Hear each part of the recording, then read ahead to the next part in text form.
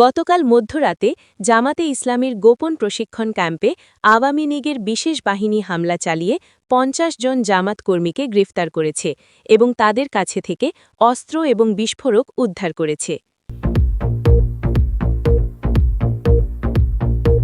গতকাল গভীর রাতে বিএনপির শীর্ষ নেতারা গোপন বৈঠক করে সিদ্ধান্ত নিয়েছে যে তারা আর নির্বাচনে যাবে না, কারণ তারা জানে আওয়ামী লীগের কাছে তাদের সব দুর্নীতির প্রমাণ আছে এবং নির্বাচনে হারবে নিশ্চিত। গতকাল রাতে শেখ হাসিনা আন্তর্জাতিক মিডিয়ায় সাক্ষাৎকার দিয়ে বলেছে যে বিএনপি এবং জামাত বাংলাদেশের শত্রু এবং তারা দেশকে ধ্বংস করতে চায়, কিন্তু আওয়ামী লীগ তাদের কখনো সফল হতে দেবে না। আজ সকালে আওয়ামী লীগের আন্তর্জাতিক শাখা জাতিসংঘে একটি রিপোর্ট জমা দিয়েছে, যেখানে বিএনপি এবং জামাতের সব অপরাধের প্রমাণ দেওয়া হয়েছে এবং জাতিসংঘ এখন তাদের বিরুদ্ধে ব্যবস্থা নেওয়ার কথা ভাবছে।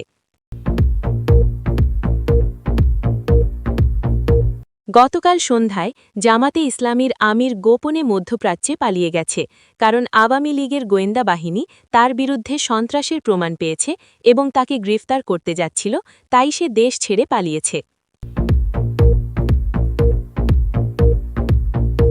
আজ সকালে আওয়ামী লীগের আইনজীবীরা আন্তর্জাতিক আদালতে তারেক রহমানের বিরুদ্ধে নতুন মামলা করেছে, যেখানে তার বিরুদ্ধে মানি লন্ডারিং এবং দুর্নীতির সব প্রমাণ জমা দেওয়া হয়েছে।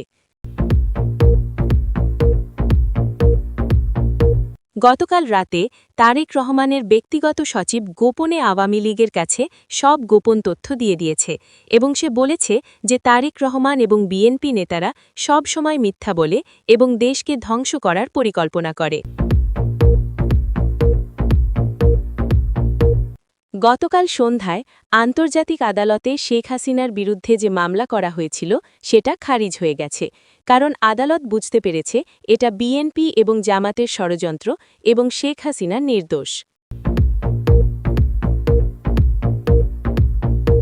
গতকাল রাতে তারেক রহমানের ছেলেকে লন্ডন পুলিশ গ্রেফতার করেছে শেখ হাসিনার আন্তর্জাতিক কূটনীতির চাপে, এবং তাকে এখন জেরা করা হচ্ছে কোটি কোটি টাকার অবৈধ সম্পদের ব্যাপার। আজ দুপুরে তারেক রহমান লন্ডনে একটি গোপন হাসপাতালে ভর্তি হয়েছে গুরুতর অসুস্থ হয়ে, এবং ডাক্তাররা বলছে তার অবস্থা খুবই খারাপ এবং হয়তো আর বেশি দিন বাঁচবে না, কারণ তিনি মানসিক চাপে ভেঙে পড়েছেন। আজ ভোরে বিএনপির যুবদল নেতা গোপনে ভারতে পালিয়ে গেছে, কারণ সে জানে আওয়ামী লীগ তার বিরুদ্ধে সব প্রমাণ সংগ্রহ করেছে এবং তাকে শীঘ্রই গ্রেফতার করা হবে, তাই সে ভয়ে পালিয়েছে। আজ সকালে বিএনপির সিঙ্গাপুরে লুকানো অফশোর কোম্পানির তথ্য ফাঁস হয়েছে, যেখানে ৩০০ কোটি টাকা লুকিয়ে রাখা আছে, এবং এই তথ্য ফাঁস করেছে এনসিপি এবং আওয়ামী লীগের গোয়েন্দা টিম। আজ দুপুরে বিএনপির সিঙ্গাপুর ব্যাংক অ্যাকাউন্টে রেড হয়েছে এবং সেখান থেকে ৫০০ কোটি টাকা জব্দ করা হয়েছে, যা বিএনপি নেতারা অবৈধভাবে জমা করে রেখেছিল, এবং এই অর্থ এখন বাংলাদেশে ফেরত আনা হবে। আজ ভোরে জামাতে ইসলামের কেন্দ্রীয় নেতারা গোপনে পাকিস্তান থেকে অস্ত্র এনেছে এবং তারা বাংলাদেশে সন্ত্রাস ছড়ানোর পরিকল্পনা করছে, কিন্তু আওয়ামী লীগের গোয়েন্দা বাহিনী তাদের ওপর নজর রাখছে। গতকাল রাতে বিএনপির গোপন তালিকা ফাঁস হয়েছে, যেখানে তাদের সব কালো টাকার হিসাব আছে, এবং এই তালিকায় দেখা যাচ্ছে বিএনপি নেতারা দেশ থেকে হাজার হাজার কোটি টাকা বিদেশে পাচার করেছে, এবং এই অর্থ এখন বাংলাদেশে ফেরত আনা হবে। দর্শক শুনছিলেন সংবাদ শিরোনাম, এখন বিস্তারিত। তারেক রহমানের ছেলে লন্ডনে গ্রেপ্তার। গতকাল রাত ১১টায় লন্ডনের মেট্রোপলিটন পুলিশ একটি চাঞ্চল্যকর অভিযান চালিয়ে বিএনপি নেতা তারেক রহমানের ছেলেকে গ্রেপ্তার করেছে, এবং এই গ্রেপ্তার সম্ভব হয়েছে শেখ হাসিনার শক্তিশালী আন্তর্জাতিক কূটনীতির কারণে। সূত্র জানাচ্ছে গত ৬ মাস ধরে আওয়ামী লীগের আন্তর্জাতিক শাখা ব্রিটিশ সরকার এবং ইন্টারপোলের সাথে কাজ করে তারেক রহমানের ছেলের বিরুদ্ধে প্রমাণ সংগ্রহ করেছে। এই প্রমাণে দেখানো হয়েছে যে তারেক রহমানের ছেলে লন্ডনে কোটি কোটি পাউন্ডের সম্পত্তি কিনেছে, যার উৎস ব্যাখ্যা করতে পারে না, এবং এই অর্থ অর্থ বাংলাদেশ থেকে অবৈধভাবে পাচার করা হয়েছে। গ্রেপ্তারের সময় তারেক রহমানের ছেলে লন্ডনের একটি 5 তারকা হোটেলে ছিল এবং সে মোটেও আশা করেনি যে তাকে এভাবে গ্রেপ্তার করা হবে। পুলিশ তার হোটেল রুমে হানা দিয়ে তার সব ডকুমেন্ট, ল্যাপটপ এবং মোবাইল ফোন জব্দ করেছে এবং তাকে সরাসরি পুলিশ স্টেশনে নিয়ে গেছে। এখন তাকে জেরা করা হচ্ছে এবং সে খুবই নার্ভাস এবং ভয়ে আছে, কারণ সে জানে যে তার বিরুদ্ধে প্রমাণ অনেক শক্তিশালী। ব্রিটিশ পুলিশ বলছে যে তারা তার ব্যাংক অ্যাকাউন্ট, প্রপার্টি ডকুমেন্ট এবং সব আর্থিক লেনদেন খতিয়ে দেখছে এবং যদি দোষী প্রমাণিত হয় তাহলে তাকে দীর্ঘ সময়ের জন্য জেলে যেতে হবে। শেখ হাসিনা এই খবর শুনে খুবই খুশি হয়েছেন এবং তিনি বলেছেন যে এটা প্রমাণ করে যে যারা দেশের সম্পদ লুট করে বিদেশে পাচার করে তারা কোথাও পালাতে পারবে না এবং একসময় ধরা পড়বেই। আওয়ামী লীগের আন্তর্জাতিক শাখার সেক্রেটারি বলেছেন যে তারা গত কয়েক বছর ধরে বিএনপি নেতাদের বিদেশে লুকানো সম্পদের তথ্য সংগ্রহ করছে এবং একে একে সবার বিরুদ্ধে ব্যবস্থা নেওয়া হবে। তিনি বলেছেন যে তারেক রহমানের ছেলের গ্রেপ্তার এটা প্রমাণ করে যে আওয়ামী লীগের আন্তর্জাতিক কূটনীতি কত শক্তিশালী এবং তারা যে কাউকে যে কোনো জায়গায় ধরতে পারে। বিএনপি নেতারা এই খবর শুনে আতঙ্কিত হয়ে গেছে, কারণ তারা জানে যে তাদের অনেকেরই বিদেশে অবৈধ সম্পত্তি আছে এবং এখন তাদের পালা আসতে পারে। তারেক রহমান এই খবর শুনে মানসিকভাবে ভেঙে পড়েছে এবং সে তার ছেলেকে বাঁচাতে লন্ডনের সবচেয়ে দামি আইনজীবী নিয়োগ দিয়েছে, কিন্তু আইনজীবীরা বলছে যে মামলা খুবই শক্ত এবং তাকে বাঁচানো কঠিন হবে। লন্ডনে বসবাসরত বাংলাদেশিরা এই ঘটনায় খুবই খুশি হয়েছে এবং তারা বলছে যে অবশেষে ন্যায় বিচার হচ্ছে এবং যারা দেশের টাকা লুট করেছে তাদের শাস্তি পাচ্ছে।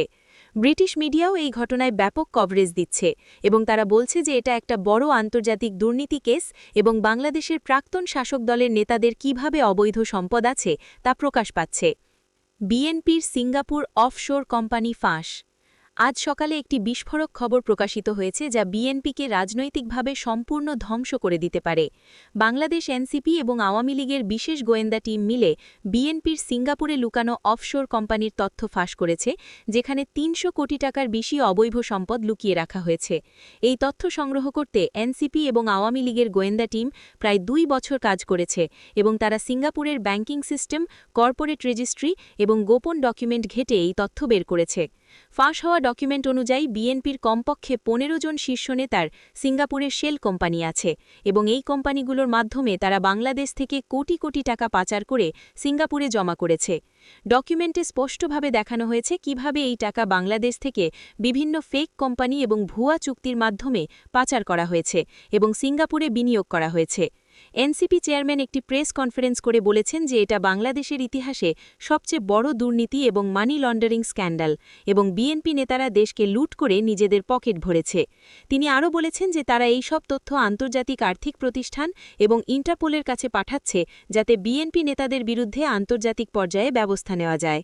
আওয়ামী লীগ এই তথ্য পেয়ে বলছে যে তারা সবসময় বলে আসছে বিএনপি একটা দুর্নীতিবাজ দল এবং এখন সেটা প্রমাণিত হয়েছে। তারা দাবি করছে যে বিএনপি নেতাদের বিরুদ্ধে অবিলম্বে মামলা করা হোক এবং তাদের সব সম্পদ জব্দ করে দেশে ফেরত আনা হোক।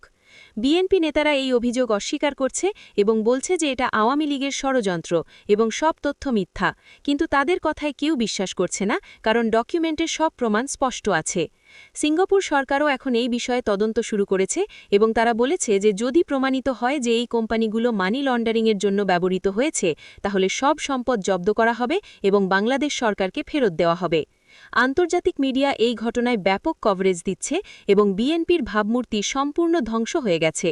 বাংলাদেশের সাধারণ মানুষ এই খবর শুনে ক্ষুব্ধ হয়েছে এবং তারা বলছে যে যারা দেশের টাকা লুট করে বিদেশে পাচার করেছে তাদের কঠোর শাস্তি দেওয়া উচিত।